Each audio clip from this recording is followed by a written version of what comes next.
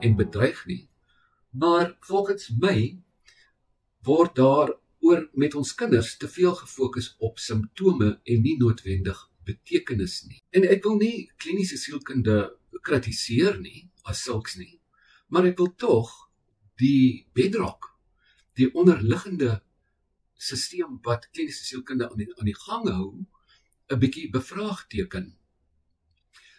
Onthou, dit is 'n mediese diens, dit wil sê mediese fondse betaal daarvoor. So dit is eintlik noodwendig dat 'n kind of iemand, wie ook al, gediagnoseer moet word volgens sekere kriteria, sodat die sielkundige of wie ook al hulle geld op die einde van die dag kan kry. So 'n diagnose moet jy maar maak. Maar vir my is dit 'n klein bietjie nie meer mediteie soos wat ons dit ondervind nie, soos wat ek dit ondervind nie. En ja, hier kom baie kinders by my wat elke tipe liewe pil drink wat hulle kan, wat natuurlik baie help. Moet nooit afsien van ADHD-medikasie, pille wat voorgeskryf word vir depressie of daai tipe ding nie. Onthou, die pille help kinders deur 'n stadium. Dis nie te sê hulle moet altyd daarop wees nie. Maar die manier waarop ons die wortel van die probleem aanspreek, is baie belangrik, sodat hulle uiteindelik van die pille kan afklim. So, as ons nou na die DSM-5 kyk, ken ek hom redelik goed. Die DSM-5, dit wil sê die Diagnostic and Statistical Manual of Mental Disorders, is fundamenteel 'n kategoriseringsmeganisme. Dit vra, wat is verkeerd? Hoe gereeld gebeur dit? En tik dit al die bokse. Maar as ons 'n bietjie dieper gaan kyk na eksistensiële werk, waarop vir my begin voel dat dit al hoe meer belangrik is, en wat kinders vra en waarmee hulle sukkel, is hoekom is ek hier? Wat beteken my lewe? Hoekom voel alles sonder betekenis? Nou, hierdie gaping is baie wyd. En die DSM kan vir jou vertel, iemand is depressief, maar nie hoekom hulle spiritueel leeg is in 'n wêreld wat chaoties, alleen en transaksioneel is nie. Onthou, alles deesdae is transaksioneel. Seuns dink, hulle moet baie geld hê om 'n mooi meisie te kry. Die een hand was die ander hand, en goodwill of goeie verhoudings met ander mense en vertroue is lank al by die agterdeur uit. Die wêreld waarin ons lewe is inherent breed en selfsugtig. Nou, die DSM is eintlik maar gebou vir 'n ander era. Die DSM was geskryf en saamgestel in 'n tyd wanneer stability beteken het dat jy 'n werk het, 'n familie en 'n huis. Probleme wat mense gehad het op 'n sielkundige vlak was gesien as 'n individuele probleem, 'n individuele patologie, 'n individuele siekte. Emosies was gekarakteriseer of hulle te lank aanhou, of as hulle in die pad van die sogenaamde normale funksionering van iemand ingemeng het. Maar vandag kyk tieners na allerhande goed waarmee ons, ek is ook al oud, nie meer hoef te gewerk het op die stadium toe ons jong was nie. Hulle praat van klimaatverandering, die fragmentarisering van hulle identiteit, die druk van sosiale media, globale oorloë en onrus, artificial intelligence en digitale alleenheid. Hulle vra wat nie 'n diagnose bevat nie. So wanneer 'n tiener sê, niks maak saak nie, of wat is die doel om te probeer, kan die DSM dalk sê, ja, major depressive disorder. Maar dit mis die siel van die probleem of van die vraag. So die DSM-5 gebruik normale menslike reaksies en dit verander dit in 'n diagnose wat dit patologies maak.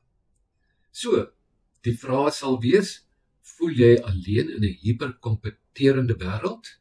OK, jy het adjustment disorder. jy pas nie aan nie. Is jy besig om te sukkel met die absurditeit van die lewe? Depressive episode.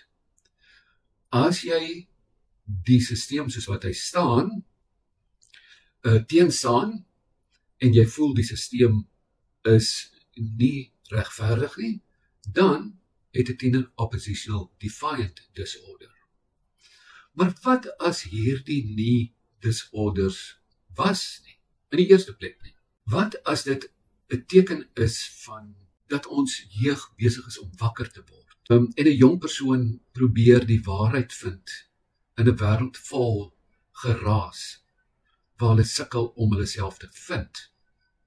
So die kliniese model kan die ontwaking van ons nuwe generasie as 'n simptoom sien wat behandeling nodig het, wanneer dit eintlik regtig die nodigste is om op te let wat gebeur, kinders spasie te gee en vir hulle die vryheid te gee om betekenis te vind in die wêreld om hulle en ondersteuning te bied, in plaas van om die hele dag op het loop skree en vir hulle in detensie te sit en al daai tipe goed nie. Ja, elke ding het sy plek. Dit is nog steeds so dat wanneer jy nie goeie punte het nie, dan kan jy nie 'n sekere ding gaan studeer nie, daarom kan jy nie 'n lewe maak nie. Nou dit is natuurlik 'n klassieke arguments 'n fout. Dit is 'n slippery slope. Dit wil sê mense maak 'n berg van 'n molshoop. Dit is nie te sê dat as jou kind nie goeie punte kry, dat hulle nie gaan goed doen in die lewe nie. Baie van die mense wat die meeste geld het, het baie min of geen opleiding nie. Kyk maar na Elon Musk, Jeff Bezos, die ou van Microsoft. Daai mense het nie een universiteit klaargemaak nie. Dit hang af wat die belangstelling van jou kind is. So, nou dwaal ek alweer heeltemal af. Maar die DSM-5 of rou kliniese sielkunde praat nie die taal van die siel nie. Die siel is die ding wat kos nodig het in hierdie tyd wat ons lewe. So eksistensiële vrae om te vra is, wie is ek as ek nie is wat ek achieve nie, as ek nie die standaard handhaaf wat my ouers, onderwysers en die gemeenskap van my verwag nie. Is enige iemand regtig eerlik elke dag? Is enige iemand eerlik deesdae? Kan ek enige iemand glo? As almal op Instagram, Facebook, TikTok, WhatsApp leuns vertel, hoe kry ek iets wat waar is, wat reël is? Hoe kan ek lewe as ek weet ek gaan maar net doodgaan? So DSM klassifikasies kom nie eers naby nie. Wat hierdie jong mense meer nodig het, is 'n gids en nie 'n kliniese diagnose nie. 'n Gesprek en 'n plek om gevaarlike vrae te vra sonder om te vertel dat hulle een of ander disorder, siekte of afwyking het. So hoe kan ons aan die ander kant van die DSM kom? In plaas van om vir tieners te vra, wat is fout met jou? Kan ons nie liewer vra, wat sien jy raak wat ander mense nie raak sien nie?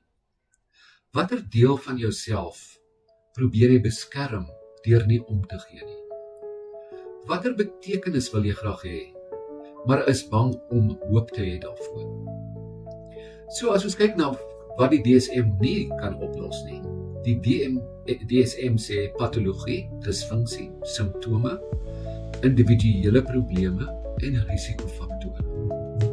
Maar waarna ons eintlik moet begin kyk, is wat kan die kind se doel in die lewe wees? Hoekom is kinders gediskonnekteer? Is daar 'n familieprobleem? Luister mense nie wat hulle sê nie. Wat beteken goed vir hulle? Wat is vir hulle belangrik? Wat is belangrik in hulle kultuur? Wat is hulle spirituele benodighede? En ons moet meer na die siel begin kyk in sielkunde as net patologie. So dit is al wat ek wou vandag gesê het. Kliniese taal maak nie regtig die wêreld oop vir introspeksie en refleksie met tieners nie. Vir my gaan dit meer regtig oor die siel en sielkunde en om kinders emosioneel veilig te laat voel in 'n wêreld wat ons self nie eers verstaan. So dit is al jammer, ek het so ernstig gelyk oor die hele ding, maar ek moes baie mooi dink, hier en daar gelees oor wat my boodskap nou eintlik is. Ek hoop dit maak sin, en ja, as geen terapie van 'n kliniese punt af werk nie, stuur maar jou kind na my toe en ons kyk of daar iets anders is wat pla as 'n afwyking en voorkom dat die dosis van pille net verdubbel word en die kind net al hoe erger word nie. Daar's hoop, maar ek glo nie dit lê altyd op 'n kliniese vlak nie. Ek dink dit kan dalk op 'n sielsvlak lê. Maar ja, ek gaan die hele tyd praat, so ons los dit nou daar. Lekker dag en ons gesels weer.